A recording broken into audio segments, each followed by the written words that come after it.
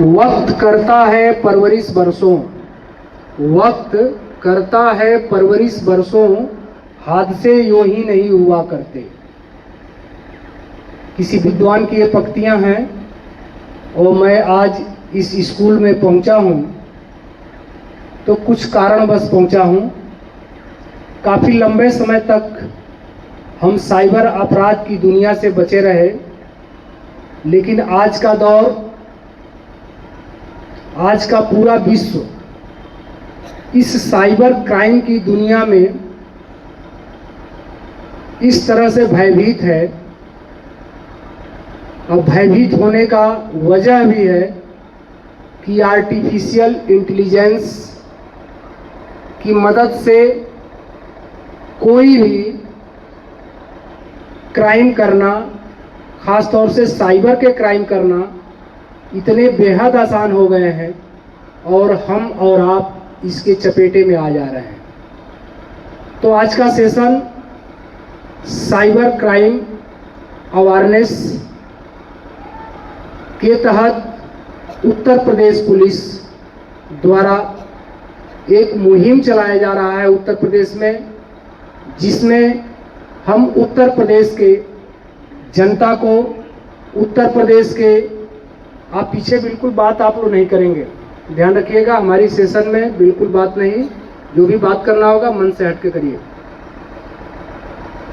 तो आपके अंदर कुछ क्वेश्चन उठेंगे, प्रश्न मन में जिज्ञासाएं उठेंगी और सेशन के लास्ट 10 मिनट आप उन क्वेश्चनों को, अपने डाउट को आप हमसे रखेंगे, उसका हम आपको सलूशन बताएंगे, जवाब देंगे। जैसा कि हमारे पीछे आप इतना बड़ा बैनर जो देख रहे हैं जिसमें लिखा है फेक न्यूज और साइबर क्राइम के खिलाफ युवाओं एवं सोशल मीडिया इन्फ्लुएंसर की भागीदारी, ये मुहिम इसलिए आवश्यक हो गया है। अभी आप तो मोबाइल और कंप्यूटर, लैपटॉप का यूज कम करते होंगे, शायद इस स्कूल हिंदी मीडियम स्कूल है और यहाँ अभी कंप्यूटर और साइंस मैथ की पढ़ाई नहीं हो रही है, फिर भी मोबाइल और कंप्यूटर और लैपटॉप से कोई अछूता नहीं है। आप नहीं यूज करते होंगे, आपके घर में कोई यूज करता है, माता पिताजी यूज करते होंगे, भाई बहन यूज करते होंगे।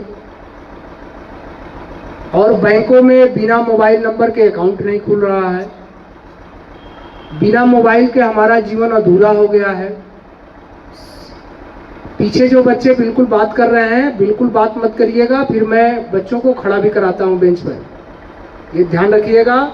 आपको नहीं पसंद आ रहा है, नहीं समझ में आएगा, सेशन छोड़ के बिल्कुल जा सकते हैं, बात बिल्कुल नहीं। जो भी आपके मन में डाउट हो उसको आप अपने कॉपी पर या मन में सोच के रखिए और सेशन के लास्ट 10 मिनट में आप मुझसे डाउट क्लियर करेंगे, जो पढ़ाई का तरीका होता है। आज हम आपको कुछ अवेयर करेंगे, कुछ जानकारी देंगे, ताकि आप जानते बहुत कुछ हैं, हर आदमी कुछ न कुछ जानता है कंप्यूटर की दुनिया से, मोबाइल की दुनिया से, साइबर क्राइम की दुनिया से। बस अवेयर होने, जागरूक होने की ज़रूरत है।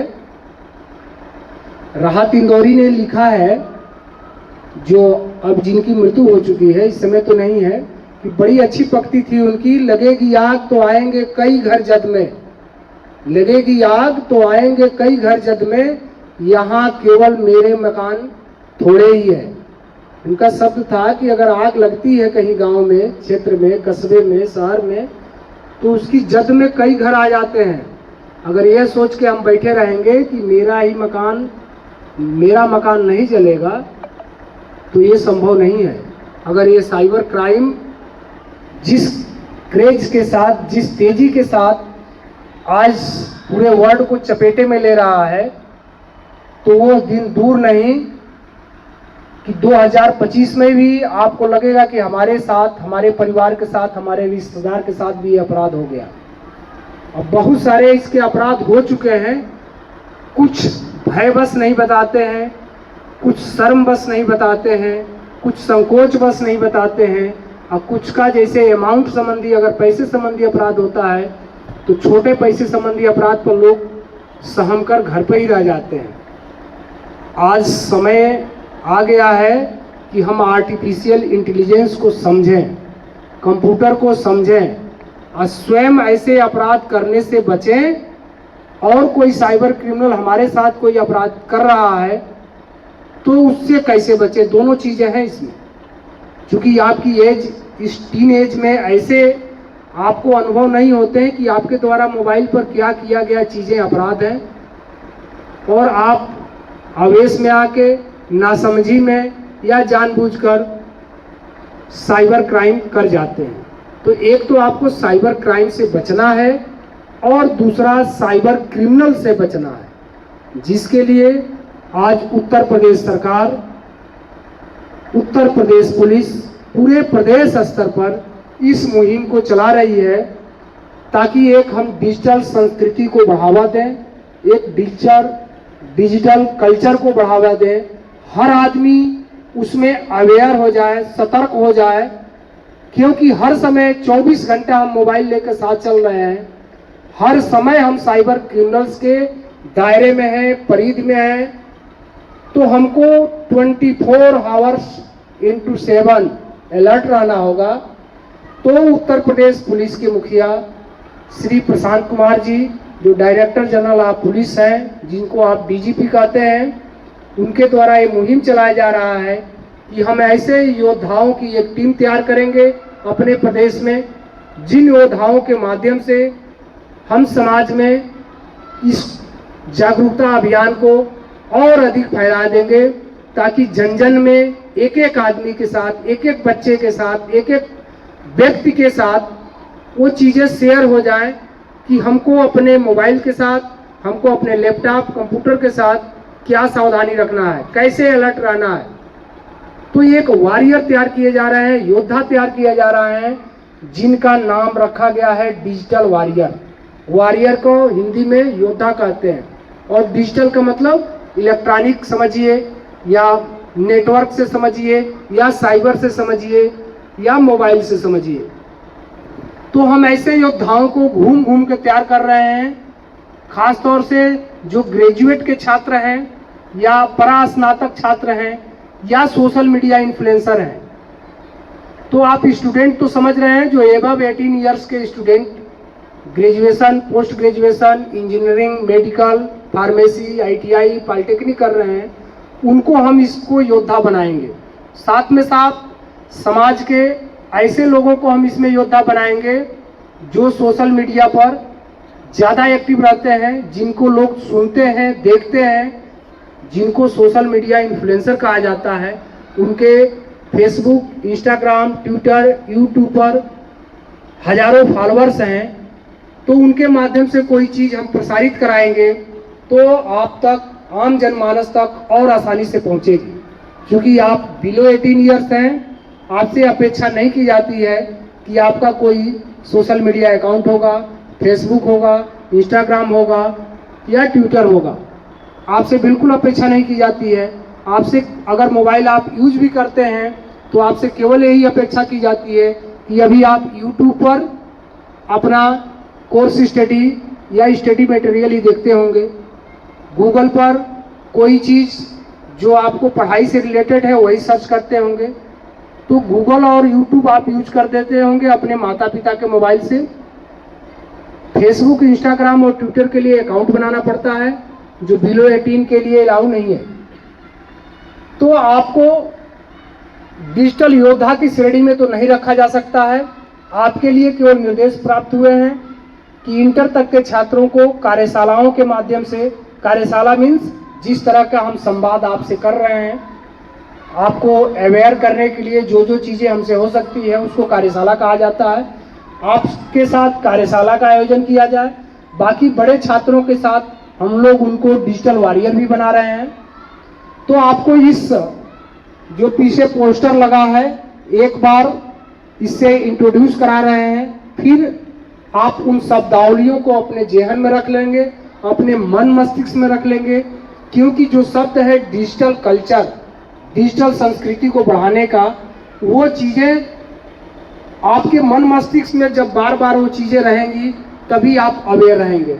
आपके दिमाग में रहे कि एआई क्या है, आर्टिफिशियल इंटेलिजेंस क्या है, डिजिटल वॉरियर क्या है, फेक न्यूज क्या है, सोशल मीडिया इन्फ्लुएंसर क्या है, या जो डिजिटल वॉरियर हम बना रहे हैं क्यों बना रहे हैं, क्या उनके काम है, कार्यशालाओं में क्या करना है, या किस तरह के साइबर क्राइम आज के दौर में पूरे विश्व को कैसे चपेटे में ले रहा है। हर आदमी के साथ आप मोबाइल मिलाते होंगे आजकल। सारे कंपनियों को भारत सरकार द्वारा निर्देश दे दिया गया है, जितने प्रकार की कंपनियां हैं मोबाइल की दुनिया में, कि आप जब भी कोई व्यक्ति मिलाए फ़ोन तो पहला सचेत करने के लिए ट्यून दीजिए। तो आप देख रहे होंगे 15-20 दिन से जब भी मोबाइल आप मिलाते हैं तो पहले आपको सचेत करता है KYC अपडेट कराने के नाम पर किसी की वीडियो कॉल को एक्सेप्ट न करें, डिजिटल हाउस अरेस्ट से बचें। आपको ट्यून पहले वही आता होगा। सिंपल जैसे आप पहले था कि गाना सुनाई देने लगता था, किसी की और आवाज़, वो चीज़ें अब नहीं आ रही होंगी। तो आपको थोड़ा सा इसके बारे में पहले हम बता देते हैं। ये देखिए ऊपर लिखा हुआ है, वहाँ से आपको हो सकता है ना दिखाई दे रहा हो, मैं पढ़ के बता रहा हूँ। फेक न्यूज और साइबर अपराध के खिलाफ उत्तर प्रदेश पुलिस के अभियान में डिजिटल वॉरियर के रूप में युवाओं और सोशल मीडिया इन्फ्लुएंसर की भागीदारी। इसका अर्थ हमने आपको पहले क्लियर कर दिया कि इंटर तक के छात्रों को हम डिजिटल वॉरियर नहीं बनाएंगे। डिजिटल वॉरियर किनको बनाएंगे? इंटर से ऊपर के जो भी पढ़ाइयाँ हैं जिसमें ऑटोमेटिक आपकी उम्र 18 से एबव हो जाती है, उन छात्रों को डिजिटल वॉरियर बनाएंगे। BA, BSc, MA, MSc, PhD, ITI, polytechnic, engineering, medical, nursing, in college के छात्रों को हम फार्म भरवा के डिजिटल वॉरियर बनाएंगे। उसके लिए एक फॉर्म भी आया है, ऑनलाइन फॉर्म भी भरा जा रहा है, ऑफलाइन भी भरा जा रहा है। तो उसके माध्यम से हम डिजिटल वॉरियर बनाएंगे। आप लोगों को केवल कार्यशाला की जा रही है। तो युवाओं का मतलब एबव 18 से। दूसरा सोशल मीडिया इन्फ्लुएंसर लिखा है, इसका मतलब जो फेसबुक, इंस्टाग्राम, ट्विटर, यूट्यूब पर जिनके फॉलोअर्स हैं, जिनको लोग फॉलो करते हैं, उन लोगों को हम बनाएंगे ताकि साइबर क्राइम, कंप्यूटर, AI, इसके बारे में जो चीज़ें वो बताएंगे वो लोगों तक पहुंचेगी। इसमें 3-4 हेडिंग्स हैं जिसको आप टाइटल्स बोलते हैं। डिजिटल वॉरियर कार्यशाला में क्या करना है। अगला है स्कूल, कॉलेज और विश्वविद्यालय प्रबंधन कमेटी से हमारी पुलिस की क्या अपेक्षाएं हैं। अगला टॉपिक है डिजिटल वॉरियर कौन बन सकता है, जो हमने बता दिया कि यही लोग बस बन सकते हैं। अगला हेडिंग है डिजिटल वॉरियर को क्या करना होगा। अगला पॉइंट है साइबर अपराध के क्या नए ट्रेंड इस समय चल रहे हैं, किस तरह के अपराध हो रहे हैं, और डिजिटल वॉरियर क्यों बने। क्योंकि सबसे बड़ा प्रश्न आपका आता है कि आखिर ये पुलिस की ये मुहिम है, पुलिस की ये जिम्मेदारी है कि हम साइबर क्राइम को रोकें, तो पुलिस क्यों दूसरे पर थोपना चाह रही है कि आप डिजिटल वॉरियर बनिए और साइबर क्राइम को रोकिए। तो ये जो लास्ट टॉपिक है कि डिजिटल वॉरियर क्यों बने, यहीं से हम आपको शुरुआत करते हैं कि डिजिटल वॉरियर इसलिए बने कि हम एक भारत के सभ्य नागरिक हैं, और भारत के नागरिक होने के नाते नागरिक शास्त्र आप लोगों को पढ़ाया जाता है, शाबाश। तो भारत के नागरिक, जो आपको नागरिक शास्त्र पढ़ाया जाता है, संविधान के किस भाग में फंडामेंटल ड्यूटीज का उल्लेख किया गया है? मौलिक कर्तव्य संविधान के किस भाग में है? तीसरा भाग में। बिल्कुल गलत है, अभी सही मैं आपको बताऊंगा। दूसरा, किस अनुच्छेद में मौलिक कर्तव्यों का वर्णन किया गया है? कौन सा अनुच्छेद है जिसमें फंडामेंटल ड्यूटीज का वर्णन किया गया है? बताएं कोई भी छात्र। चलिए मैं आपको बताऊंगा। भारत का जो संविधान है, तो एक तो सभी लोग पहले उसका प्रस्तावना याद कर लीजिए। क्या याद कर लीजिए? यही प्रस्तावना, प्रियम्बुल जिसको आप बोलते हैं, इस जीवन में खास तौर से 12th तक याद कर लेना चाहिए। आने वाले समय में आपके लिए बहुत उपयोगी होगा। चाहे आप कॉम्पिटिटिव एग्जाम देंगे, ग्रेजुएशन करेंगे, पोस्ट ग्रेजुएशन करेंगे, तो जो उसका प्रियम्बल है, प्रस्तावना है, वो उस परीक्षा की दृष्टि से भी बहुत महत्वपूर्ण है। और साथ के साथ आपको अपने भारत के जो सबसे बड़ा कानून है, संविधान के बारे में भी एक समझ मिलेगी कि हमारे विद्वानों ने हमारे देश को चलाने के लिए किस तरह का कानून, संविधान बनाया है। मुझे जो संविधान के कुछ चीज़ जो मैं स्टूडेंट लाइफ में था तो मैं कक्षा 6 में याद कर लिया था उसको, और वो याद मुझे आज भी रहता है। हो सकता है एक आध उसमें शब्द छूट जाए, लेकिन याद मुझे आज भी रहता है। मैं एक बार आपको बोल के सुना रहा हूँ।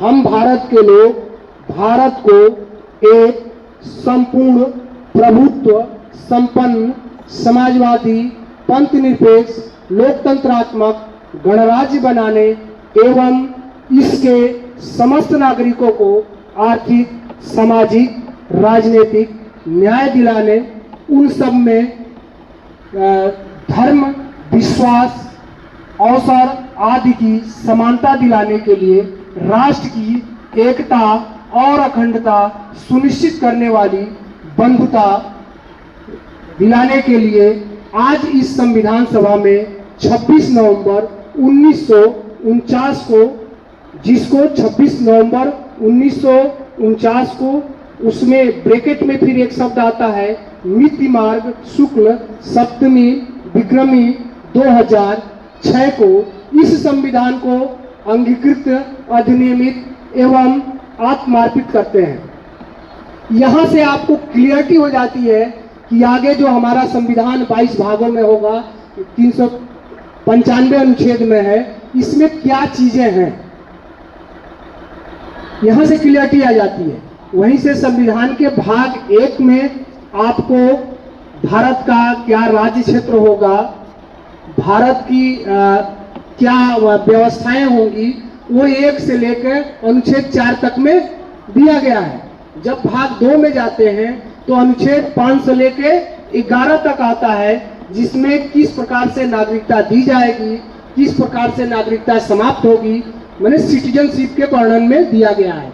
जब भाग 3 में जाते हैं आप, तो आपको बताया जाता है कि आपके क्या फंडामेंटल राइट्स हैं, यानी कि अनुच्छेद आर्टिकल 12 से लेकर 35 तक का वर्णन दिया गया है। ये कौन सा भाग है? भाग 3। आपने अभी 3 बताया था ना फंडामेंटल ड्यूटीज के लिए, ये भाग 3 है, जिसको मौलिक अधिकार फंडामेंटल राइट, जो सबसे महत्वपूर्ण पार्ट है संविधान का, जिससे आज आप यहाँ बैठे हैं अपने अधिकारों के तहत, मैं अपने अधिकारों के तहत यहाँ खड़ा हूँ, या हमारे अधिकारों का हनन होगा, आपके अधिकारों का हनन होगा, तो आप हाई कोर्ट और सुप्रीम कोर्ट हम और आप जाते हैं। सबसे महत्वपूर्ण भाग 3 है, अनुच्छेद 12 से लेकर 35 तक। उसके बाद भाग 4 आता है। भाग 4 में क्या होता है? Directive principle of state policy. Directive principle of state policy यानी कि राज्य के नीति निर्देशक तत्व कि राज्य का मतलब, यहाँ देखिए राज्य अनुच्छेद 36 में राज्य का मतलब स्टेट, और जो मौलिक कर्तव्य में है वहां भी राज्य है अनुच्छेद 12 में। उस राज्य का मतलब सरकारी संस्थान या ऐसी संस्थान जिसके द्वारा किसी व्यक्ति के अधिकारों का हनन किया जा सकता है, तो वहाँ स्टेट का मतलब अलग है अनुच्छेद 12 में, अनुच्छेद 36 में स्टेट का मतलब अलग है। तो ये डीपीएसपी कहाँ पर दिया गया है? 36 से लेकर 51 तक। ये हो गया भाग 4। कौन सा भाग हो गया? 4। तो ये कहाँ तक है? आर्टिकल 36 से 51 तक। अब आता है मौलिक कर्तव्य फंडामेंटल ड्यूटीज, तो उसी में ये जोड़ दिया गया है, यानी कि जिस समय संविधान बना उस समय फंडामेंटल ड्यूटीज का प्राविधान संविधान में नहीं था, तो रूस के संविधान से लेकर बाद में संविधान संशोधन करके और इसको ऐड किया गया। तो किसमें है फंडामेंटल ड्यूटीज? 51A, यानी 51 कम है। क्लियरिटी हो गया? तो भाग कौन सा हो गया? 4 का अनुच्छेद 51 का। क्लियर हो गया? उसमें 10 प्रकार के मौलिक कर्तव्य पहले बताए गए थे जब इसको ऐड किया गया। बाद में संविधान संशोधन द्वारा एक और पॉइंट ऐड कर दिया गया। क्या कर दिया गया कि 6 से लेकर 14 वर्ष तक के आयु के बच्चों की अनिवार्य शिक्षा पेरेंट्स और टीचर दोनों की रिस्पांसिबिलिटी होगी कि कोई भी बच्चा जो 14 साल तक है पढ़ाई से अछूता न रहे, वहां ड्यूटी दी गई है। तो हम इतना लेक्चर विषय से हट कर दे दिया हमने, केवल आपके क्वेश्चन का जवाब न देने के कारण। नहीं तो ये विषय हमारा आज नहीं, आज हमारा दूसरा टॉपिक था। तो ये डिजिटल वॉरियर क्यों बने? तो आर्टिकल 51A यह कहता है कि हमको भारत के नागरिक होने के नाते भारत के लिए हमारी कुछ जिम्मेदारियां हैं, कुछ ड्यूटीज हैं, जिसको हम ड्यूटीज को पूरा करके ही जो हम अपने फंडामेंटल राइट्स हैं, जो आपको बताया हमने अनुच्छेद 12 से लेकर 35 के बीच में जो हमारे मौलिक अधिकार हैं, वो हम पाने के हकदार तभी होंगे जब हम फंडामेंटल ड्यूटीज राष्ट्र के प्रति कुछ करेंगे। और केवल अधिकार मांगेंगे और ड्यूटीज कुछ नहीं करेंगे तो ऐसा संभव है? मैं ड्यूटीज ना करूं और हर महीने गवर्नमेंट हमको 1 लाख तनख्वाह दे रही है और मैं बिना ड्यूटीज किए उसको ले लूं, ये संभव है? नहीं संभव है। आप बिना मेहनत किए, बिना स्टडी किए और आप कहें कि हमको 90% मार्क आ जाए बोर्ड के एग्जाम में, आएगा? उसी तरह से ये डिजिटल वॉरियर क्यों बने, इस प्रश्न का जवाब है कि डिजिटल वॉरियर इसलिए बने कि हम भारत के एक जिम्मेदार नागरिक हैं। क्या है? भारत के एक जिम्मेदार नागरिक हैं और इस जिम्मेदार नागरिक के नाते हमको डिजिटल वॉरियर बनना होगा, डिजिटल वॉरियर बनना होगा। दूसरा कि कुछ लालच, कुछ लाभ भी दिए जाते हैं। तो इस तरह से उत्तर प्रदेश पुलिस ने एक मुहिम भी चलाई है कि जो डिजिटल वॉरियर बनेगा, अगर वो बेहतर काम किया तो उसको प्रशस्ति पत्र और मोमेंटो देकर उत्तर प्रदेश पुलिस के जो बड़े बड़े अधिकारी हैं, खासतौर से जो सुप्रिटेंडेंट ऑफ पुलिस हैं या फिर डीआईजी हैं, आईजी हैं, एडीजी हैं या फिर डीजी साहब हैं स्वयं, वो आपको क्या करेंगे? पुरस्कृत करेंगे। आपको मतलब जो डिजिटल वॉरियर बनेंगे उनको पुरस्कृत भी करेंगे, प्रशस्ति पत्र भी देंगे, मोमेंटो भी देंगे और आपका उत्साह बढ़ाया जाएगा। अब आप सोच रहे होंगे तो फिर आपको ये बातें क्यों बताई जा रही हैं? आपको ये बातें इसलिए बताई जा रही है क्योंकि डिजिटल वॉरियर तो एबव 18 के छात्र बनेंगे या सोशल मीडिया इन्फ्लुएंसर बनेंगे, लेकिन आप भी उस प्रशस्ति पत्र को, इनाम को प्राप्त कर सकते हैं।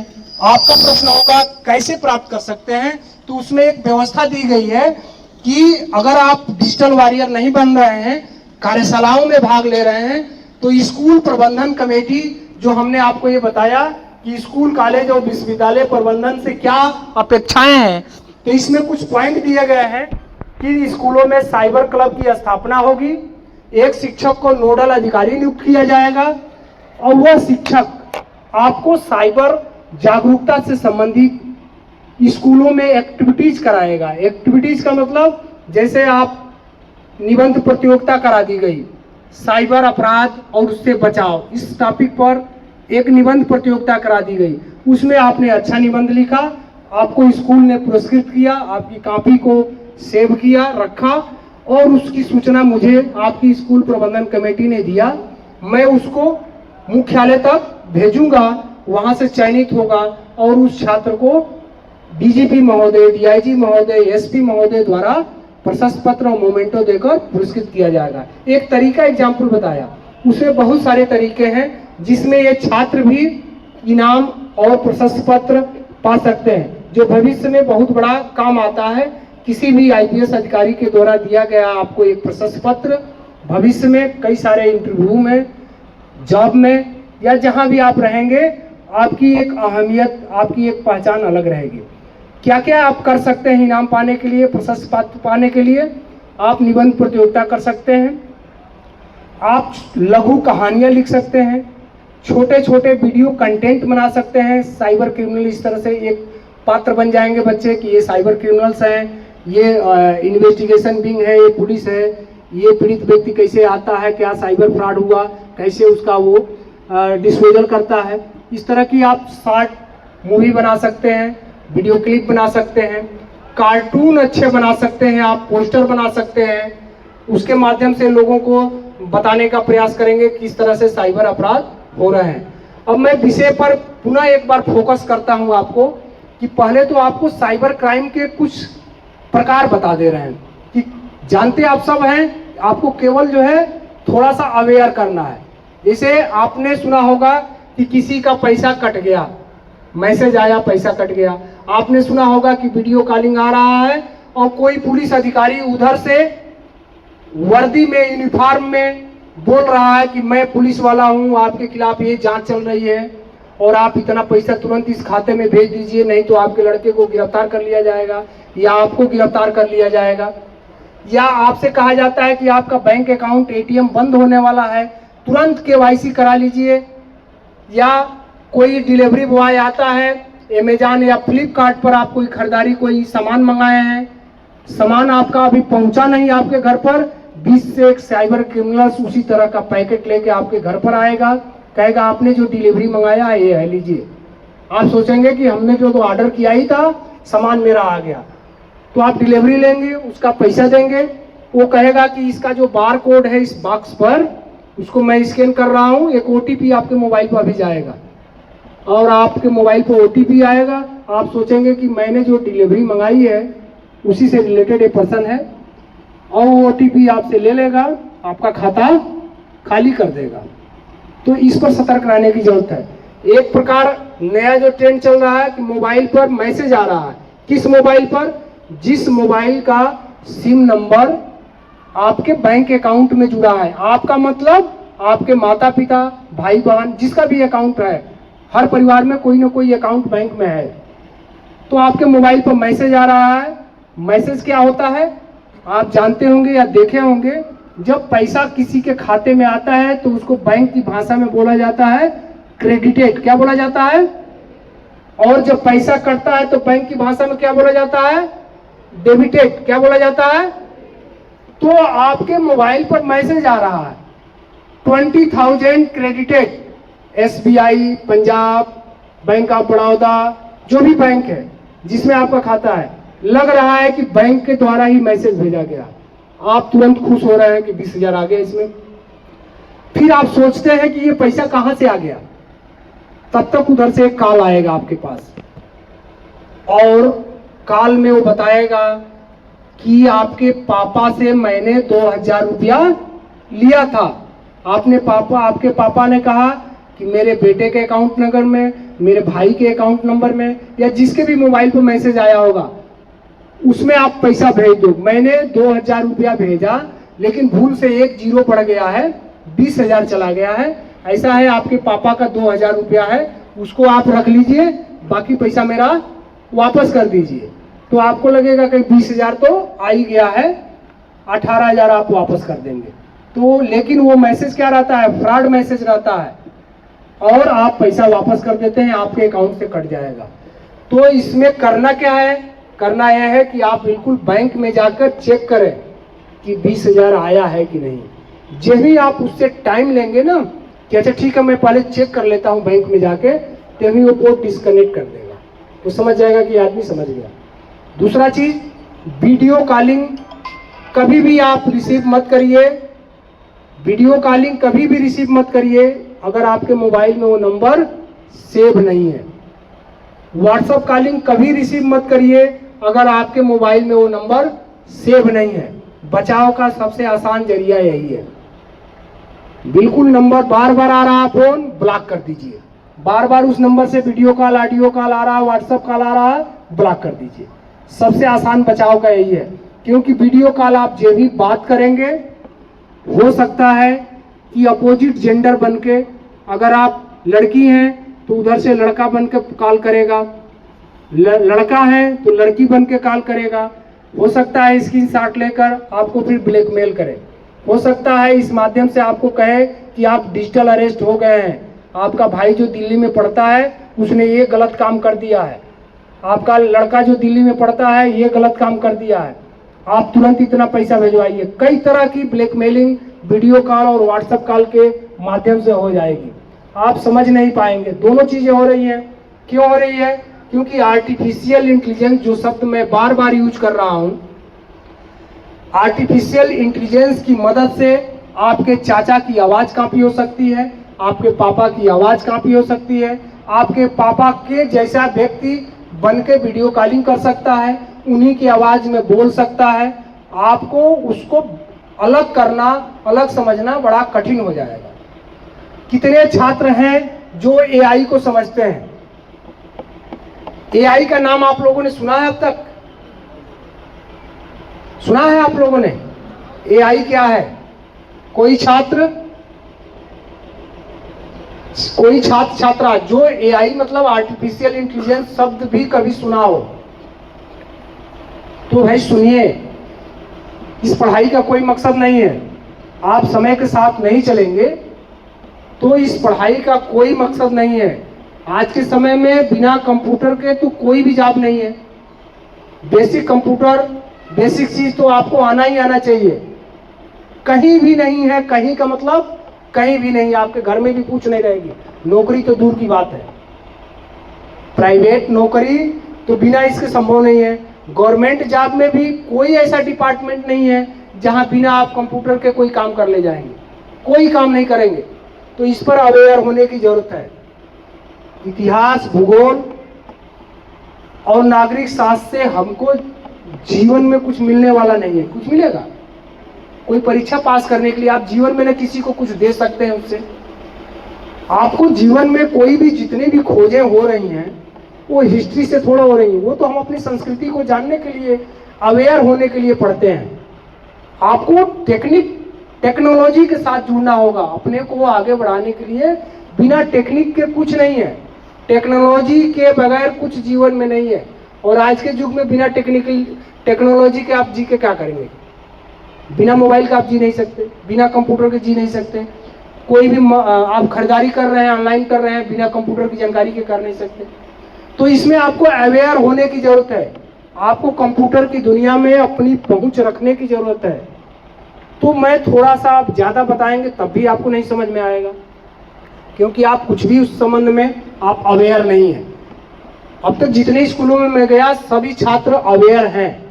7 स्कूलों में हमने कार्यशाला किया, तो लगभग आपको डेमोलाइज नहीं कर रहा हूं, लेकिन अवेयरनेस की बात कर रहा हूं कि 7 स्कूलों में बच्चों ने इसके बारे में बताया, यानी कि उनको कुछ न कुछ इसके पहले से जानकारी है, वो जागरूक हैं। आप केवल फेसबुक, इंस्टाग्राम और ट्विटर पर उंगली सरकाते रह जाएंगे, कुछ नहीं जान पाएंगे। पढ़िए, यूट्यूब मिला है तो उसको पढ़िए, समझिए कंप्यूटर क्या है, एआई क्या है। उसमें जो भी आप पढ़ते हैं, इतिहास, भूगोल, जो भी, उसमें उस सिलेबस को देखिए, कौन टीचर कितना बढ़िया पढ़ा रहा है, उसको पढ़िए। आज तो कंटेंट भर भर के मौजूद है यूट्यूब पर। आपको भटकने की कहीं जरूरत नहीं है, कहीं ट्यूशन और कोचिंग की कहीं जरूरत नहीं है। स्कूल के टीचर जो पढ़ा लिए, उसके बाद जाइए आप यूट्यूब पर उसी टॉपिक को सर्च करिए, पढ़िए, आके अगले दिन क्वेश्चन करिए अपने टीचर से। टीचर भी मजबूर होकर पढ़ के आएगा। अवेयर होंगे तब। सिंपली पढ़ाई कि हमने एडमिशन ले लिया, पास हो जाएंगे, चले जाएंगे, उसका कोई मकसद नहीं है। एक विद्वान ने लिखा है कि सिर्फ होने से कुछ नहीं होता है, सिर्फ होने से कुछ नहीं होता है, अपने होने का हक अदा होना चाहिए। अगर आप जिंदा हैं तो जिंदा दिखना चाहिए। अगर आप पढ़ रहे हैं तो अपने पेरेंट्स को कुछ दिखाइए, अपने लिए कुछ बनिए। ना आप पेरेंट्स के लिए कुछ करना चाह रहे हैं तो अपने लिए तो कुछ करिए। समाज को कुछ कंट्रीब्यूट करना है आपको आगे चल के। आपके पास लंबा जीवन है तो आपके अंदर जोश, जज्बा होना चाहिए कि हमको कुछ करना है, टाइम पास नहीं करना है। टाइम तो पास हो जाएगा, समय तो गुजर जाएगा, इसको गुजरते देर नहीं लगेगी समय को। आपका 2 साल गुजर जाएगा, इंटर पास हो जाएंगे, बीए कर लेंगे, घर बैठ जाएंगे, शादी ब्याह हो जाएगा, फिर पारिवारिक जीवन में अपना समस्या में उलझ जाएंगे। यही उम्र है 9 से 12 तक। अपने को तपा दीजिए, संघर्ष करिए, अपने को तपा दीजिए कि हमको अपना एक्सट्रीम पॉइंट ढूंढिए कि हम कितना तक हार्ड वर्क कर सकते हैं। क्या मेरी क्षमता 4 घंटा पढ़ने की है? क्या मेरी क्षमता 10 घंटा पढ़ने की है? क्या मेरी क्षमता 12 घंटा पढ़ने की है? क्या मेरी क्षमता 15 घंटा पढ़ने की है? 18 घंटा तक बच्चों ने प्रैक्टिस करके पढ़ाई किया है। 18 घंटे। जब आज आप हार्ड वर्क किए रहेंगे स्कूल टाइम में, तो जिस भी फील्ड में आप जाएंगे, चाहे प्राइवेट सेक्टर में जाएं, बिजनेस में जाएं, सरकारी जॉब में जाएं, जब आप यहाँ मेहनत किए रहेंगे तभी वहां करेंगे, नहीं तो वहां भी कामचोर बन जाएंगे। 2 घंटे के बाद आप काम नहीं कर पाएंगे क्योंकि आपने स्टूडेंट लाइफ में अपना हार्ड वर्क नहीं किया है। तो हार्ड वर्क का अपने अंदर जहन बिठाइए, अपने को पहचानिए। हम दूसरे को देख रहे हैं, अपने को जब आप पहचान लेंगे ना, सिर्फ अपने को, कि हमारे अंदर तो बहुत क्षमता है। व्यक्ति अपने को नहीं पहचान पाता है। जिस दिन वो अपने को पहचान लिया उस दिन बहुत आगे निकल जाता है। और आप देखिएगा इसी में से कुछ बच्चे जो पहचानते होंगे अपने को, अब सबसे तो किसी से मेरा परिचय नहीं है, लेकिन कुछ छात्र ऐसे होंगे जो अपने को पहचान रहे होंगे और वो स्टडी करते होंगे। अभी आपका कोई काम नहीं है, न चौराहे पर घूमने का काम होना चाहिए, न फालतू दोस्त।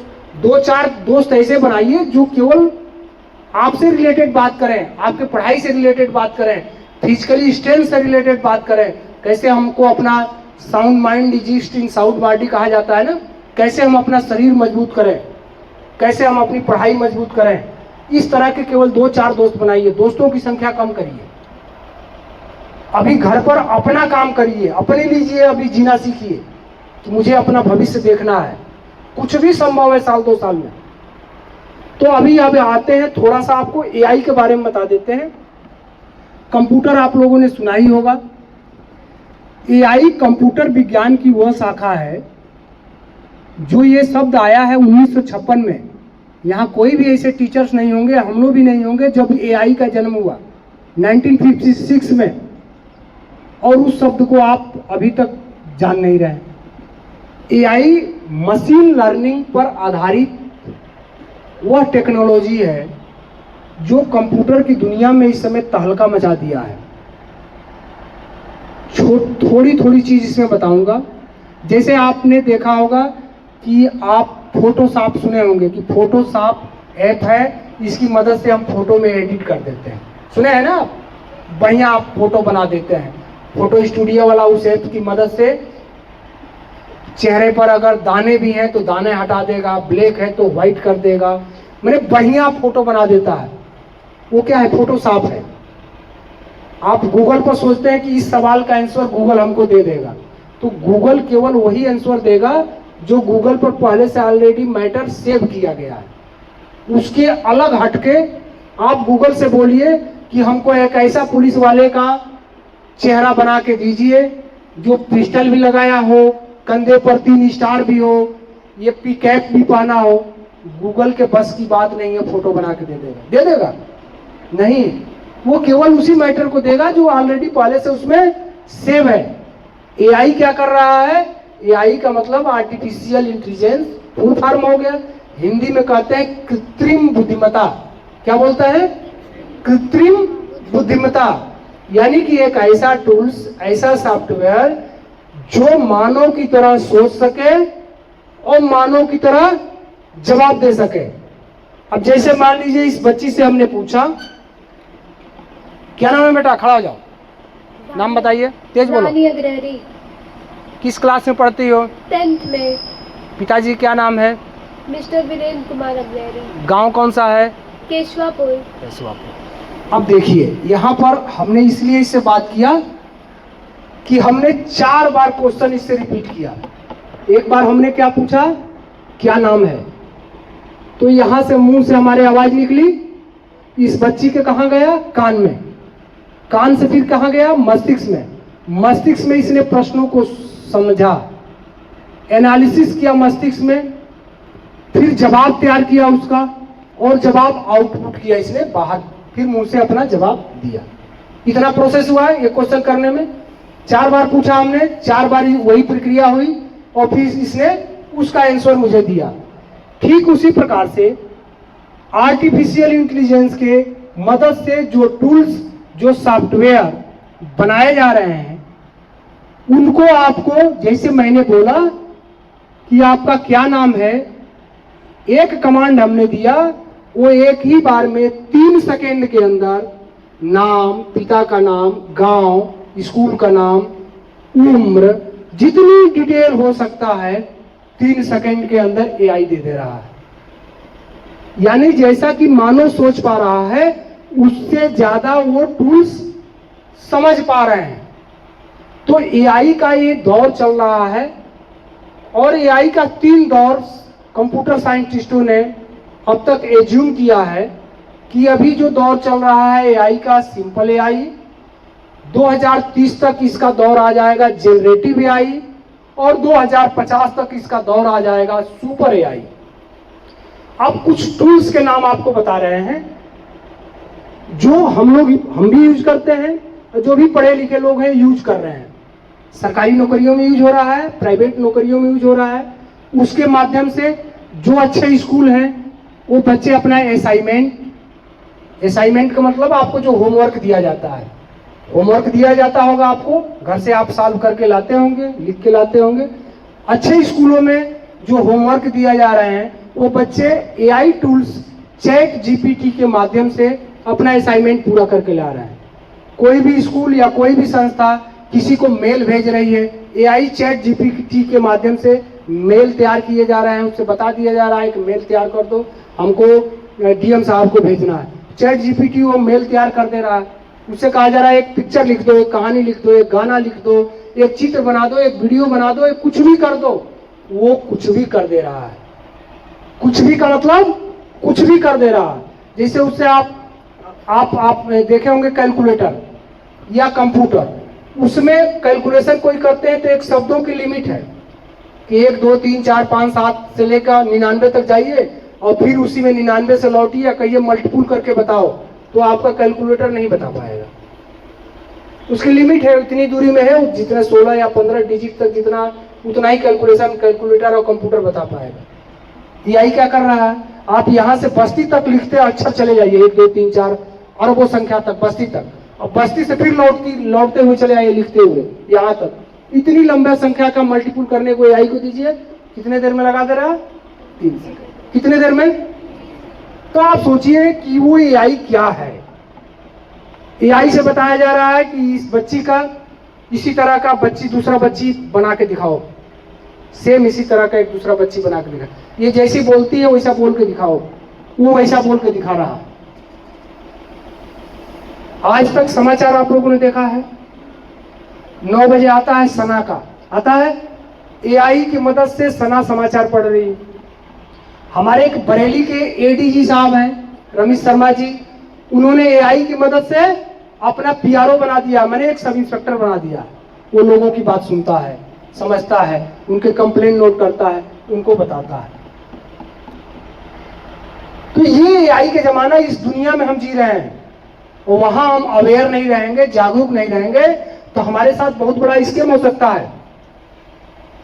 कोई पेरेंट्स अगर जागरूक नहीं है, किसी बच्चे का या बच्ची का कोई वीडियो एडिटिंग करके, आवाज एडिटिंग करके कोई वीडियो या कोई आवाज सोशल मीडिया पर डाल दिया बदनाम करने की नियत से, गार्जियन तुरंत बच्चे को मारने पीटने लगेगा। क्या करके आए हो ये? पहले समझने के गार्जियन को भी जरूरत है कि आज के जमाने में कोई AI की मदद से किसी बच्चे का बच्ची का तस्वीर लेके फोटो लेके कुछ भी कर सकता है। इस पर जागरूक रहने, इसलिए कार्यशाला चलाई जा रही है। और आपको हम बताते हैं, जैसे माइक्रोसॉफ्ट ने 2 AI बहुत बढ़िया डेवलप किया है। एक तो माइक्रोसॉफ्ट का है कोपायलट और दूसरा बिंग।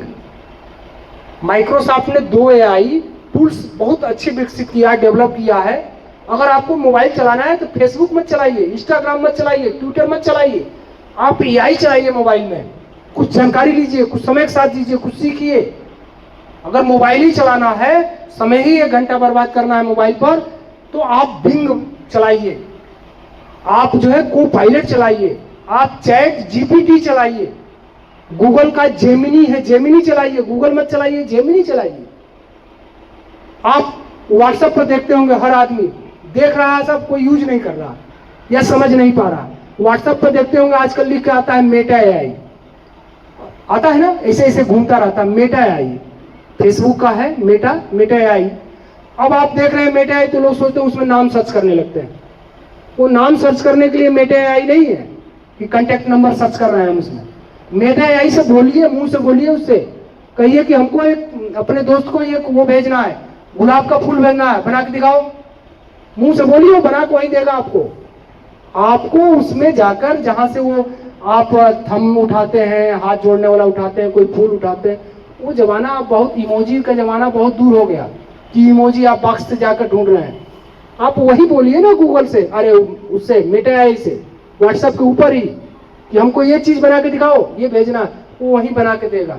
हमको ये चीज, एक मैसेज लिखो, इतना बड़ा मैसेज, वो आपको 1 पेज का मैसेज वही लिखेगा, लिख के दे देगा आपको। चैट GPT के माध्यम से कहीं प्रेजेंटेशन देना है, कहीं कुछ बोलना है, उससे लिख दीजिए कि हमको आज इस स्कूल में जाना है, इस टॉपिक पर, जैसे हमने लिख दिया कि हमको डिजिटल वॉरियर के बारे में बोलना है, हमको एक ऐसा मैटर बना के दे दो प्रेजेंटेशन के लिए जिसमें 10-12 हेडिंग्स हों, डिजिटल वॉरियर कौन बन सकता है, कैसे बन सकता है, क्या उसके काम है, डिजिटल वॉरियर को क्या क्या करना चाहिए, डिजिटल वॉरियर बनने से क्या फायदा होगा, वो आप बोल के दीजिए, वो लिख के आपको दे देगा। मैंने 10 घंटा का काम 3 सेकंड में दे रहा हो। मनुष्य का समय कितना बचत हो रहा है। तो आपको हमने कुछ एआई टूल्स के नाम बताए। गूगल का जेमिनी है, माइक्रोसॉफ्ट का बिंग है, और दूसरा क्या है, कोपायलट है। दूसरा क्या है, कोपायलट है। मेटा का एआई आप देख ही रहे हैं व्हाट्सएप पर, ठीक है। इसके अलावा भी तमाम जो है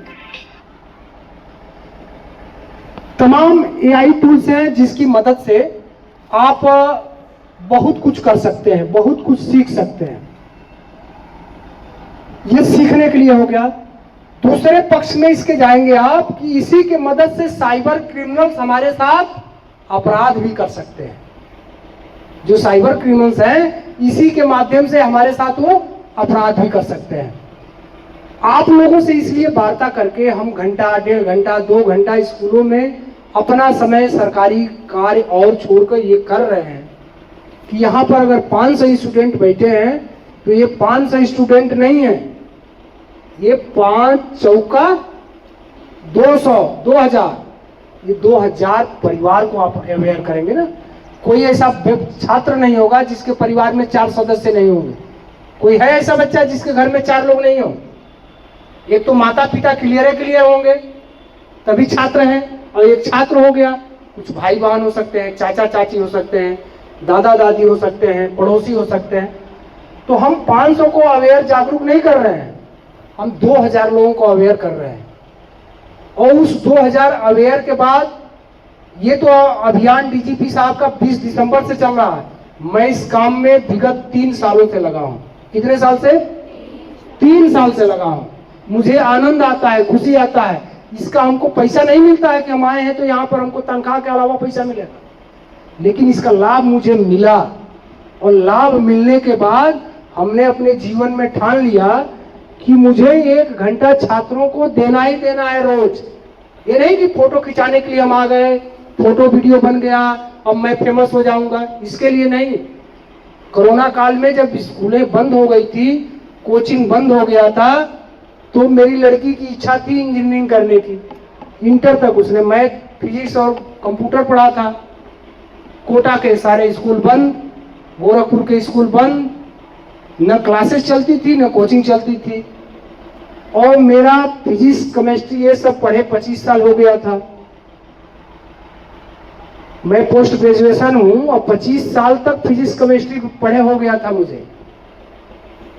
मैंने कहा कि चलो मैं तैयार करता हूं, देखता हूं कि मुझे रिकॉल याद हो पाता है कि नहीं। और मैंने मैथ फिजिक्स का रिवीजन किया 25 साल के बाद, और मुझे लगा कि मैं कर पा ले रहा हूं। और फिर मैंने YouTube के माध्यम से कुछ दुकानों से अच्छी अच्छी किताबें लाकर स्टडी किया। और स्टडी कितना देर तक किया? 1.5 साल नौकरी करते हुए, ऑफिस में पोस्टिंग करा के, थानों से हटके ऑफिस में पोस्टिंग करा के, और 1.5 सालों तक कंटिन्यूस मैंने पढ़ा 4 घंटा रोज। नौकरी 8 घंटा की नौकरी, 9 घंटा, फिर 4 घंटा पढ़ाई, फिर नोट्स बनाया हमने, और फिर 4 घंटा रोज उसको पढ़ाते थे। 4 घंटा पढ़ते थे और 4 घंटा पढ़ाते थे। कितना हो गया? 8 घंटा। और 8-10 घंटे पुलिस की ड्यूटी। मैं 4:30 से 5 घंटा बस सो पाता था। ये कंटिन्यूअस हमने 1.5 साल किया। लेकिन बेटी ने भी क्या किया? उतनी ही स्टडी किया। अगर हम 4 घंटा पढ़ाते थे तो 12 घंटा पढ़ते थे। 1 सिटिंग 6 बजे सुबह बैठती थी, 2 बजे उठती थी, खाना वाना खा के फिर 2-1 घंटा आराम करती थी, फिर शाम को बैठती थी 6 बजे, फिर 12 बजे तक। इतनी सीटिंग क्षमता जब आप बनाओगे। उसने अपना वजन गेन कर लिया, 60 किलो की थी 85 किलो की हो गई, केवल बैठ के पढ़ने से। लेकिन उसके अंदर जुनून था। और भारत के 10 सबसे बड़े इंजीनियरिंग कॉलेजों में उसका सिलेक्शन हो गया। 10 बड़े जो सबसे टॉप, ये नहीं यूपी के कॉलेज नहीं, 10 जो सबसे बड़े कॉलेज हैं, उसको चॉइस करना था किसमें हम जाएं। न कहीं कोचिंग, न कहीं स्कूल, सेल्फ स्टडी से। तो ये पॉसिबल कब है? ये पॉसिबल तब है जब आप अपनी क्षमता को पहचानेंगे। और उसका बीटेक भी देखिए कंप्लीट हो गया, और उसका 7-8 मल्टीनेशनल कंपनियों में सिलेक्शन भी हो गया, लाखों और करोड़ों के पैकेज पर, हजारों पर नहीं। तो ये संभव कैसे हुआ? ये संभव हुआ कि मैंने थोड़ा मेहनत किया और बहुत ज्यादा मेहनत उसने किया। उसी को देखकर मेरा जो उससे छोटा भाई था, मैंने उसका, मेरा लड़का और उसका छोटा भाई पढ़ने में बहुत कमजोर था, बहुत कमजोर, लेकिन वो देखा दीदी तो अब चली गई चेन्नई इतने बड़े कॉलेज में, वो भी पढ़ना स्टार्ट किया, वो भी पढ़ा, और वो भी जो है उसका भी लगभग 4-5 बढ़िया इंजीनियरिंग कॉलेजों में, तो शिक्षा अनुसंधान भुवनेश्वर में सिलेक्शन हो गया। वो दूसरे साल कंप्यूटर साइंस इंजीनियरिंग के साथ। तो ये कैसे संभव है? जब आप स्टडी करेंगे, मेहनत करेंगे। कंप्यूटर साइंस इंजीनियरिंग, या हम मैथ और साइंस की बात नहीं कर रहे हैं, आप इस फील्ड से भी बहुत कुछ कर सकते हैं। एनडीए में जा सकते हैं, आर्ट वाले बच्चे भी एनडीए में जा सकते हैं। आप इंटर पर थोड़ा सा कम स्कोप है मानविकी के बच्चों का, लेकिन ग्रेजुएशन करने के बाद तो आप IAS IPS बन सकते हैं। लेकिन उसके लिए आप इसी समय से स्टडी किए रहेंगे तभी संभव है। तो AI को उम्मीद है आप लोगों ने समझ लिया होगा थोड़ा बहुत। तो हम बात इसलिए अपने परिवार की शुरू कर दिए कि ये जो आज मैं खड़ा होकर यहाँ आपसे बोल रहा हूँ, ये मेरी हैबिट में शुमार हो गया है। मुझे कहीं इसके लिए पढ़ के आने की जरूरत नहीं है। रोज रोज बोलते बोलते अब मेरे पैर स्टेज पर नहीं कांपते हैं, घबराहट बोलने में नहीं होती है, मुझे याद करके नहीं आना पड़ता है। चाहे वो मैथ की दुनिया हो, फिजिक्स की दुनिया हो, कंप्यूटर की दुनिया हो, राजनीति विज्ञान की दुनिया हो, या पुलिस के बारे में हो, वो सारी चीजें बोलते बोलते हैबिट्स में आ गया है। इसका मतलब नहीं मैं बहुत बड़ा विद्वान हूँ, वो एक क्या हो गया, प्रैक्टिस से हुआ है। कहा गया है ना, practice max man perfect. Practice से ही मनुष्य संपूर्ण होता है, बिना अभ्यास के कुछ नहीं हो सकता। आप चाहे लाख टैलेंटेड हैं और सोच रहे हो कि आज तो हमने याद कर लिया, तो एग्जाम में लिख दूंगा, लिख देंगे, एग्जाम में हो सकता है, लेकिन आजीवन आपको याद तभी होगा जब आप एग्जाम से पहले उस टॉपिक को 10 बार रफ कॉपी पर, कितनी बार? याद के बाद, देख के नहीं, पहले तो याद करने वाली प्रोसेस, उसके बाद 10 बार रफ कॉपी पर आप लिख देंगे तो आपके हार्ड डिस्क में चला जाएगा, जो कंप्यूटर का हार्ड डिस्क होता है, आपकी मेमोरी में चला जाएगा, और वो आपको आजीवन नहीं भूलेगा, ताउम्र याद रहेगा। तो आपको अवेयर रहना है, अपने परिवार को अवेयर करना है, जागरूक करना है, रिश्तेदारों को जागरूक करना है कि इस तरह का जो साइबर अपराध है, फर्जी credit message fraud, digital arrest, APK file से फ्रॉड, न्यूड वीडियो फ्रॉड, जो हमने वीडियो कॉल का बताया, न्यूड का मतलब होता है, आप समझ पा रहे होंगे, नंगा। ऑनलाइन गेम फ्रॉड, बच्चे आजकल गेम बहुत खेल रहे हैं, गेम से बचिए। आप ऐप डाउनलोड कर रहे हैं, आप हंसी मजाक में ऐप एलाऊ एलाऊ एलाऊ, आपके मोबाइल में जो भी डाटा है सब एक्सेस हो गया दूसरे पर। कोई भी ऐप आपने डाउनलोड किया, आपके मोबाइल में जितने कांटेक्ट नंबर हैं, जितने फोटो वीडियो हैं, वो सब दूसरे के पास चला गया, आपको एहसास ही नहीं है। तो गेम से बचिए, ऑनलाइन गेम, मोबाइल गेम से। फर्जी लोन से बचिए, या गार्जियन को, पेरेंट्स को बचाइए कि मोबाइल वाले लोन पर विश्वास न करें, सीधे बैंक पर जाएं, वो डॉक्यूमेंट जमा करें, बैंक से लोन लें। इस पर ऑफर आता है फ्री इंटरेस्ट पर, बिना ब्याज के लोन। ऑनलाइन नौकरी पर विश्वास न करें कि आ जाएगा, पेंसिल डब्बा दिखाएगा फेसबुक पर आपको, कहा कि घर बैठे कमाएं, इतना पेंसिल पैक करें, फलाना ये काम करें, कई तरह के ऑफर देखें। आप यही उसके झांसे में आएंगे, खाता आपका साफ होगा, आपका नहीं होगा, आपके पूरे परिवार का खाता साफ हो जाएगा, क्योंकि आपके मोबाइल से आपके परिवार के मोबाइल भी ऐड है, तो उनके भी नंबर ट्रांसफर हो जाएंगे, उससे एक्सेस हो जाएंगे। अगला है, सोशल मीडिया पर कभी किसी से दोस्ती मत करिए, फेसबुक, इंस्टाग्राम, ट्विटर पर। आप अपोजिट जेंडर का, आपको वो साइबर क्रिमिनल्स आपकी एक्टिविटीज देखकर भाप लेता है कि ये पक्ष, ये लड़की है, और सोशल मीडिया वाला बैठा है, वो सोचा ये फ्रेंडशिप लड़के से करेगी, बढ़िया से लड़के का फोटो पिक लगा के देगा, आराम आराम से पहले 10-5 दिन बाद चैटिंग होगा, उसके बाद आपकी ब्लैकमेलिंग शुरू हो जाएगी। लड़का आप है, फेसबुक चला रहे हैं, उधर से लड़की का डीपी लगा देगा। ये बहुत पुरानी बातें हो गई, लेकिन अभी भी चल रही है इस तरह के अपराध। तो अनजान लोगों से सोशल मीडिया पर बिल्कुल दोस्ती नहीं। हमने क्या कहा, 4 ही दोस्त रखिए, अच्छे दोस्त रखिए, जिनका रहन सहन, खान पान, आचार विचार, व्यवहार सब आपसे मैच करता हो और आप उसको, आपके भविष्य के लिए वो भी लाभदायक है और आप भी उसके भविष्य के लिए लाभदायक है। अगला है ऑनलाइन खरीदारी बिक्री वाला, हमने बता दिया। शहरों और गांवों में घूमकर धोखाधड़ी, आजकल कुछ लड़कों का ग्रुप चल रहा है साइबर क्रिमिनल्स का, जो मोटरसाइकिल से भी घूम रहे हैं, गांव में आके बताएंगे प्रधानमंत्री आवास योजना आया है और ये फार्म भरना है। गांव के लोग 4-6 लोग इकट्ठा हो गए, फार्म भरवाया, डिटेल लिया, बैंक अकाउंट फलाना है, आधार नंबर और सब लेके धीरे से बताएगा कि अब फार्म भर गया, अब देखिए एक OTP आपको जा रहा है। ये तो एग्जाम्पल हमने दिया कि प्रधानमंत्री आवास योजना, आपसे बताएगा छात्रवृत्ति योजना आ गया है, आपसे बताएगा कि एक नई योजना आ गई है, बच्चियों को ये पैसा मिल रहा है। आप सीधे बताइए भैया, आपको आके यहाँ बताने की जरूरत नहीं है, या आप बता रहे हैं तो ठीक है, हम आपकी बात सुन ली, अब आप जाइए, फार्म तो हम आके ब्लॉक और तहसील में ही भरेंगे, आपके कार्यालय में ही भरेंगे। ये अपने पिताजी को बताइए, चाचा को बताइए, बाबा को बताइए, दादा को बताइए कि इस तरह के लोग गाँव में आ रहे हैं। तो आप उनसे कहिए कि ठीक है, आपने बता दिया योजना के बारे में, मैं कल आ जाता हूँ तहसील में, कल आ जाता हूँ ब्लॉक में, आपकी इस ऑफिस में मिलेंगे, वहीं पर हम लोग डॉक्यूमेंट्री वाला काम कर लेंगे। ये छोटे से एग्जाम्पल हमने केवल बताया है, इस पर सारी चीजें नहीं लिखी जा सकती है। हमारा जो मेन मकसद है कि जो एक इसमें शब्द आया है डिजिटल कल्चर, मैंने इस साइबर क्राइम के कल्चर जो चल रहे हैं, इसमें हमको एकदम इससे परिपूर्ण हो जाना है।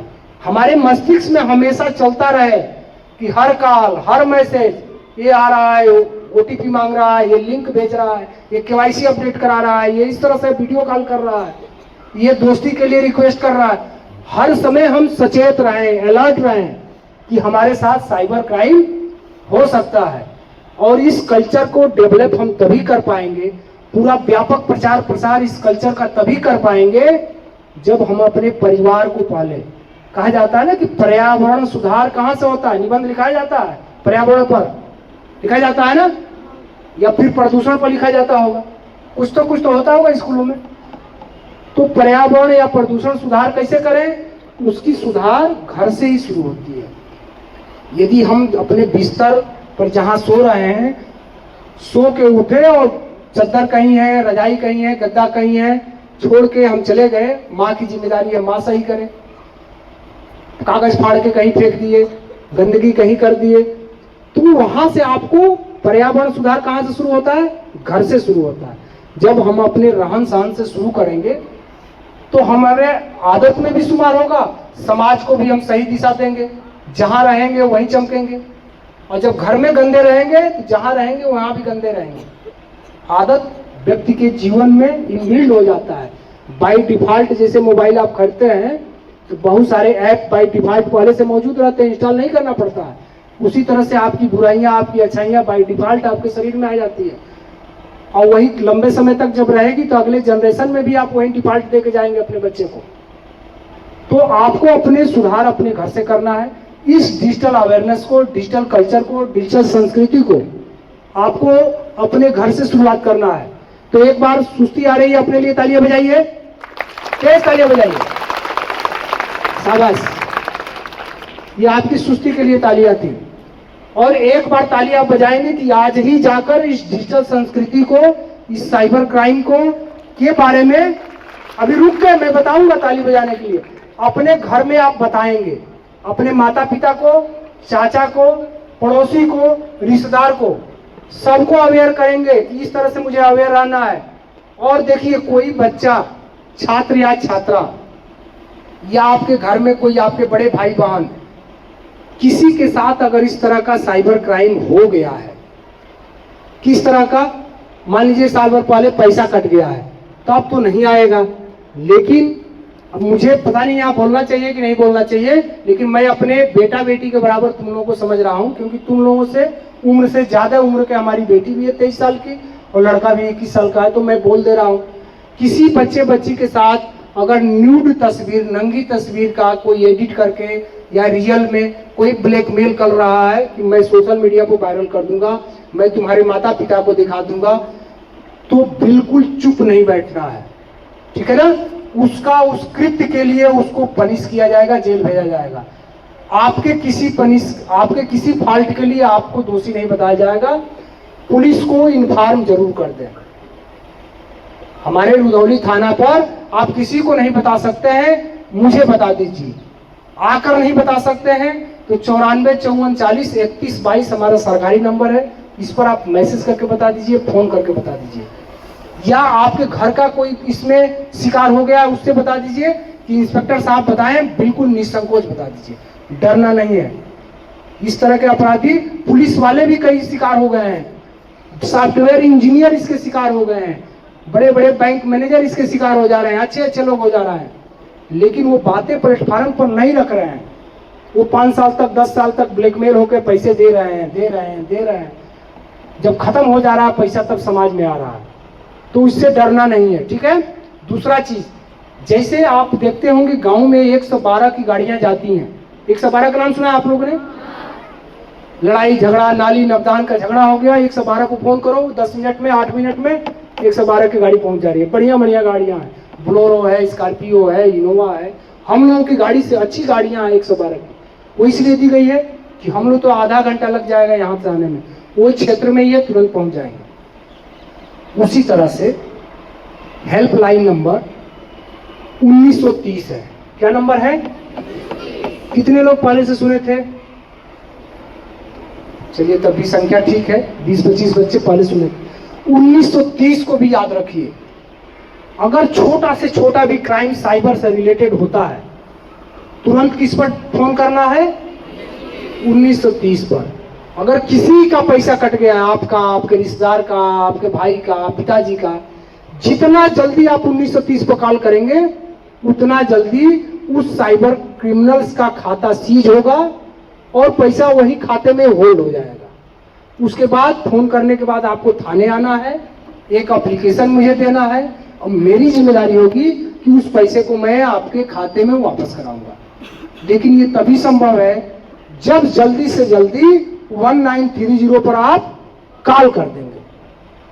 अगर टाइम वार्ड हो गया तो साइबर क्रिमिनल्स क्या करते हैं? उस पैसे को उस खाता से दूसरे खाते में, दूसरे खाते से तीसरे खाते में, तीसरे खाते से किसी सिटी मॉल या बिग बाजार में जाकर सामान की खरीदारी कर लेते हैं। जब भी सामान की खरीदारी उस पैसे से कर लिए तो उस पैसे को वापस नहीं मंगाया जा सकता, क्योंकि उस सिटी मॉल, बिग बाजार या दुकानदार तो कहेगा कि ये जो पैसा मेरे खाते में आया है इसका तो हमने इतना सामान दे दिया है, तो हमारा सामान मंगा दीजिए, पैसा ले जाइए।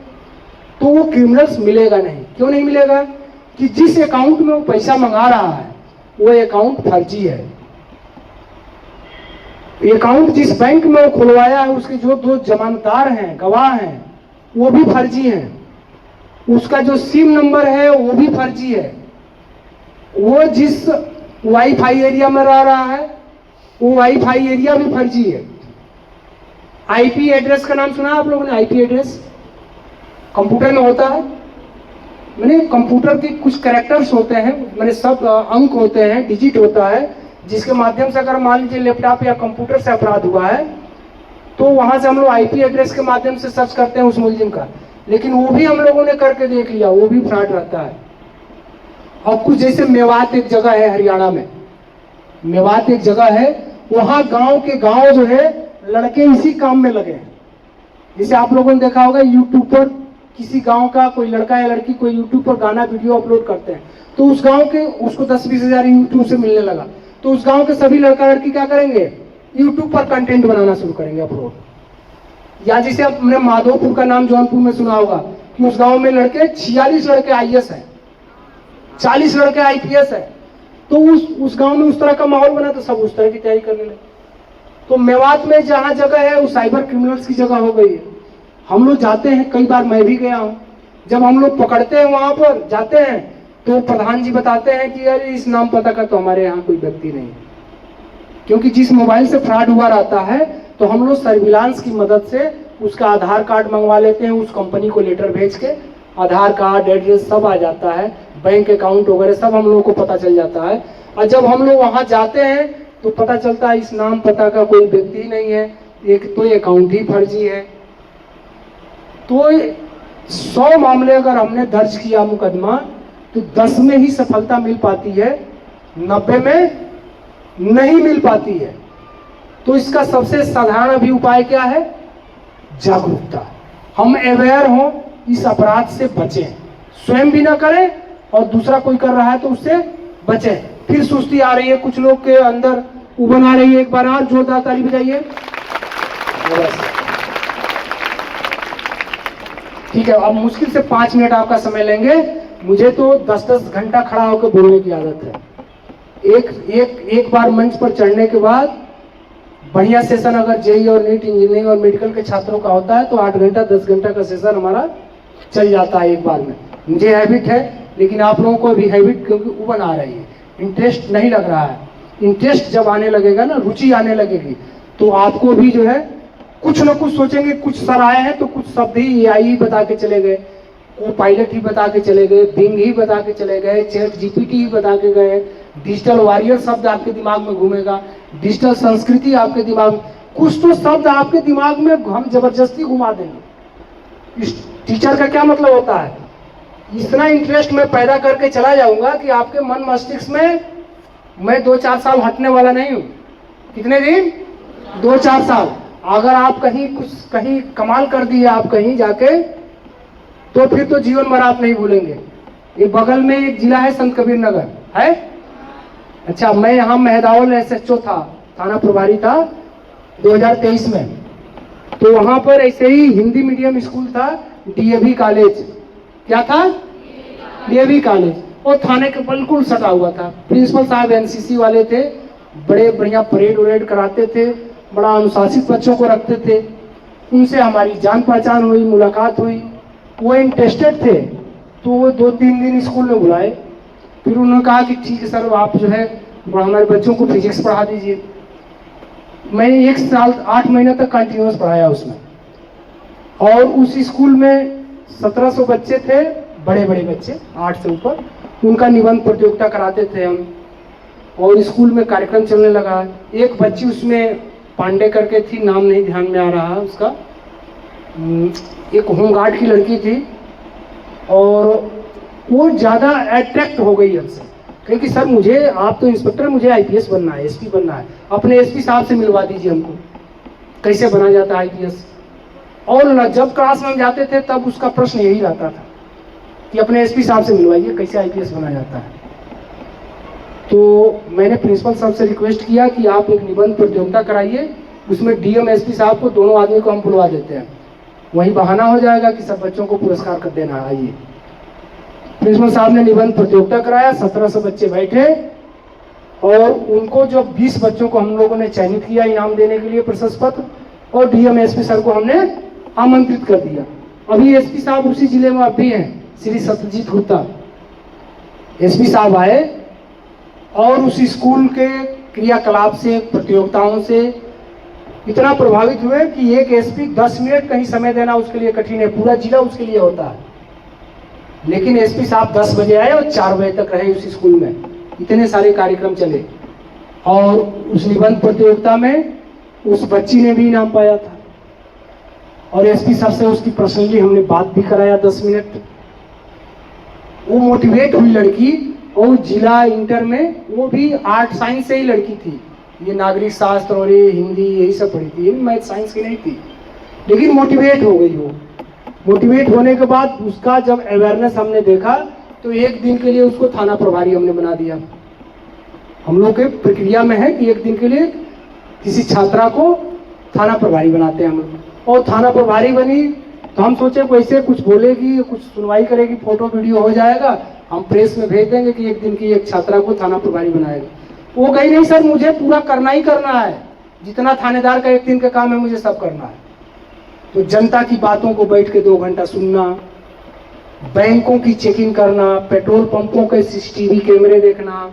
मैंने उसके अंदर वो आइडिया आने लगा कि जो एक थाना प्रभारी का आइडिया होता है कि हम जाएंगे तो देखेंगे यहाँ सीसीटीवी कैमरे हैं कि नहीं, तो मैं आपके प्रिंसिपल साहब को टोकूंगा, बैंक मैनेजर को टोकूंगा, पेट्रोल पंप मालिक को टोकूंगा, कोई फैक्ट्री है उनके मालिक को टोकूंगा, भाई यहाँ कैमरे आपके सीसीटीवी नहीं लगे हैं, यहाँ अभी कोई छिनैती हो जाए, लूट हो जाए, छेड़खानी हो जाए तो आप तो चिल्लाएंगे, फिर कैमरा रहेगा तो साक्ष्य तो रहेगा कौन करके जा रहा है यहाँ। उस तरह की एक्टिविटीज उस लड़की के अंदर पहले दिन आ गया। फिर उस समय दुर्गा पूजा का समय भी चल रहा था, पंडालों को चेक करना, वो पूरा 8 घंटा समय दी। और मेरा वहां से ट्रांसफर हो गया बस्ती, मैं बस्ती कोतवाल हो गया। 2-3 महीने के बाद लड़की और पिताजी उसके आए थाने पर हमारे बस्ती कोतवाली में, और लड़की ने कहा पैर छुआ, उसके पिताजी पैर छुए। उसने कहा मेरा सर CUET के तहत जो है दिल्ली यूनिवर्सिटी में चयन हो गया है। कहाँ हो गया है? सबसे बड़े कॉलेज, हिंदू कॉलेज में, दिल्ली यूनिवर्सिटी में चयन होना, उसके सबसे बड़े college, Hindu college, Stephen college, Shri Ram ladies college, 4-5 ऐसे कॉलेज हैं जहां से सिंपल BA करने वाले लड़के 50 लाख के नीचे नौकरी नहीं पाते हैं प्राइवेट में। सिंपल BA नहीं सरकारी नौकरी मिली तभी 50 लाख से ऊपर। ये ऐसे 4 कॉलेज हैं दिल्ली के, Shri Ram ladies college, Hindu college, saint Stephen's college. ये दिल्ली यूनिवर्सिटी के ऐसे कॉलेज हैं जिसके पढ़ने वाले छात्र या तो IAS बनेंगे, IPS बनेंगे, प्रोफेसर बनेंगे, साइंटिस्ट बनेंगे, या कुछ बहुत बड़ा बनेंगे। उसमें उसका एडमिशन हो गया। उसने संत कबीर नगर जिले को भी टॉप किया अपने 12वीं के बोर्ड में। तो क्या हुआ, उसके अंदर ललक थी, कुछ हमसे प्रभावित हुई और उसने वो मेहनत शुरू कर दिया। एक तो एग्जाम्पल दे रहे हैं, पता नहीं और भी बच्चे कुछ किए होंगे, लेकिन सब बच्चे हमारे तक नहीं पहुंच पाए, लेकिन और भी बच्चे कुछ किए होंगे। तो हमारे आने का मकसद यही है कि हमारे आने से अगर 4-6 इसमें से कुछ कर जाएंगे ना, 4-6 केवल, और कभी 10-5 साल बाद अगर कहीं मुलाकात हुई, कोई मान लो हमारा SP बन के आ गया, कोई DM बन के हमारा आ गया, इसमें से बच्चा कोई नहीं जानता है, कोई विधायक बन सकता है, कोई बहुत बड़ा प्लेयर बन सकता है, कुछ भी बन सकता है, आपको लोगों को भी नहीं पता है, किसी को कुछ नहीं पता है कि वो गाना है ना 3 इडियट में कौन वाला, अंडा वाला, कि भविष्य कोई नहीं जानता है कि इसमें से बच्चा निकलेगा, अंडा से ऑमलेट बनेगा, भुजिया बनेगा, सड़ जाएगा, कोई फेंक देगा, किसी को मारने के काम आएगा, कोई नहीं जान रहा है। किसी का आप हंस रहे हैं अपने पर, एक बार और तालियां बजाइए अपने लिए। आप हंस रहे हैं, आप नहीं जान रहे हैं कि किसका क्या भविष्य है, आपका अभी काम क्या है। कबीर दास की आपने पंक्ति पढ़ी होगी कि धीरे धीरे रे मना और धीरे सब कुछ होए, अब माली सींचे 100 घड़ा और ऋतु आए तब फल हो। अगर मान लो कि एक आम का पेड़ हमने लगा दिया और 100 घड़ा पानी इसको जबरदस्ती सींच दिया, आज ऐसे कल कह रहे हैं कि कल फल दो तुम, ये फल देगा? तो धीरे धीरे रे मना धीरे सब कुछ होए, अब माली सींचे 100 घड़ा के बाद भी नहीं फल हो रहा है, ऋतु आए फल हो। जब बसंत ऋतु आएगी तभी उस पर मोजर आएंगे, तभी उसके दाने पड़ेंगे, तभी वो आम बनेगा। ठीक है ना, ये एग्जाम्पल है। आपने सुना होगा कि वो इंग्लिश में भी कहते हैं the action is duty reward is not thy concern. Action is duty reward is not thy concern. कर्म करो, फल की चिंता मत करो। गीता में भी है कर्मण्डे वाधिकारस्ते मा फलेश, तेज बोलो, मा फलेश कदाचनम, है ना। कर्मण्डे वाधिकारस्ते मा फलेश कदाचन। कृष्ण भी कह रहे हैं कि तुम, अर्जुन जब कहते हैं कि मैं जीत जाऊंगा, कृष्ण कहते हैं कि तुम्हारे बस की बात नहीं, जीतना हारना क्या है, तुम्हारा काम करना अच्छे कौशल के साथ, अच्छे टेक्निक के साथ, अच्छे शस्त्रों के साथ युद्ध करो, जीतना हारना ये हमारे और तुम्हारे बस की बात नहीं। तो अभी आपका जो मकसद होना चाहिए कि एक अच्छा गोल बनाइए, लक्ष्य बनाइए, बड़ा लक्ष्य बनाइए। बिग कहा जाता है ना, बिग गोल स्टार्ट स्मॉल। बड़ा लक्ष्य बनाइए, छोटे से शुरुआत करिए, उसके लिए संसाधन एकत्रित करिए। संसाधन क्या है? किताब, कॉपी, लाइट, मेज, कुर्सी। बैठ के हार्ड वर्क करिए, डिस्ट्रक्शन से दूर रहिए, कंसंट्रेशन अपने अंदर बनाइए। ये हमको कहने में तो आसान लग रहा है, करने में थोड़ा सा कठिन है आपको। फिजिक्स में एक पढ़ाया जाता है, लेसन है प्रत्यास्थता, इंटर में फिजिक्स में, अब यहाँ पता नहीं पढ़ाया जाता है कि नहीं फिजिक्स, उसमें एक लेसन है इलास्टिसिटी, प्रत्यास्थता। उसके प्रत्यास्थता का मतलब होता है एक चीज की सीमा, जैसे एक रबड़ है, कितना तक तनाव देंगे उसके बाद वो टूट जाएगा, ठीक है। लोहा है, उसका अलग टेंशन है कि कितना उसका तनाव देंगे, कितने के बाद टूटेगा। धागा है, उसका अलग है। तो अपने को आपको उस सीमा तक ले जाना है जहां पर आपको लगे कि अब इससे ज्यादा हम पढ़ेंगे तो बेहोश हो जाएंगे। उस सीमा तक अपने को अपना पहले ट्राई करिए। अभी तो छात्र जीवन में आदमी ट्राई ही नहीं कर पाता, तब तक उम्र निकल जाती है, तब तक 12वीं निकल जाता है, अपने को लड़का टेस्ट ही नहीं कर पाता है। और न गार्जियन को इसकी तकनीक है कि बच्चे को टेस्ट करे कि बच्चा कितना फिजिकली रूप से अगर जा रहा है आगे, तो हम देखें कि कितना अच्छा दौड़ ले रहा है, क्रिकेट खेल रहा है तो कितना अच्छा क्रिकेट खेल ले रहा है, पढ़ रहा है तो कितना अच्छा पढ़ रहा है। उसकी एकदम अंतिम सीमा तक आपको जाना है, चाहे जिस फील्ड में आप जाएंगे। ये रियलिटी शो अगर आप जब देखते होंगे, गाने वाला, डांसिंग वाला, उसके पीछे उनकी प्रैक्टिस तो देखिए। कोई बच्चा कहता है 7 साल की उम्र से मैं कर रहा हूँ, कोई कह रहा है 4 साल की उम्र से मैं कर रहा हूँ। तो उसके पीछे प्रैक्टिस, बिना प्रैक्टिस के नहीं होगा। प्रैक्टिस के साथ साथ आपको डिस्ट्रैक्शन से दूर, जितनी डिस्ट्रैक्शन की विषय वस्तु है उससे अपने को हटाइए। केवल कंसंट्रेट अगर पढ़ाई में है तो पढ़ाई पे करिए। तो आज आपने 1930 को भी जान लिया और एआई शब्द को भी जान लिया, साथ में कंप्यूटर का भी थोड़ा बहुत जान लिया, साइबर क्राइम के बारे में जान लिया। एक ही दिन में बहुत कुछ तो नहीं हो सकता है, लेकिन मेरी कोशिश रही कि चाहे जबरदस्ती ही बैठा के आपको, चाहे आपको इंटरेस्ट आया है आप लोगों को, जितने लोगों को इंटरेस्ट आया हाथ खड़ा करें। नहीं, ये तो दिखाने के लिए होगा कि हम नहीं उठाएंगे तो। अच्छा, कितने लोगों को इंटरेस्ट नहीं आया है? कुछ तो हाथ उठा दो, इंटरेस्ट जिनको नहीं आया। बातें हमारी ज्यादा टेक्निक नहीं रहे ना, टेक्निकल नहीं थी ना, बातें समझ में आ रही थी। तो मेरा उद्देश्य यही था समझाने का। अब जिस लेवल का कॉलेज होता है, ताली बजाने से मैं जाने वाला नहीं, बात खत्म करके ही जाऊंगा। अब सुन लो, अभी जैसे मैं जाऊं साइंस कॉलेज में चला जाऊंगा, यूनिवर्सिटी में चला जाऊंगा, तो वहां से थोड़ा सा लेवल आदमी बढ़ा लेता है। अभी कक्षा 8 के कॉलेज में चले जाएंगे कहीं, तो वहां लेवल थोड़ा सा घटा लेता है। वक्ता का जो बोलने वाला है, मंच वाला, उसकी काबिलियत उसी में है कि जिस तरह के दर्शक हों, उस दर्शकों को या श्रोता जिस तरह के हों, उस तरह की ही बात करें। अब हम यहाँ ज्यादा अगर बोलेंगे, बहुत ऊंची चीजें आर्टिफिशियल इंटेलिजेंस के बारे में बताने लगेंगे या साइबर क्राइम के बारे में ज्यादा ऊंची बात बताने लगेंगे, तो उसका कोई औचित्य नहीं है। अभी आपको अवेयर रहना है। और मैं बात अब खत्म कर रहा हूं, बस 1 से 1.5 मिनट। अपने घर पर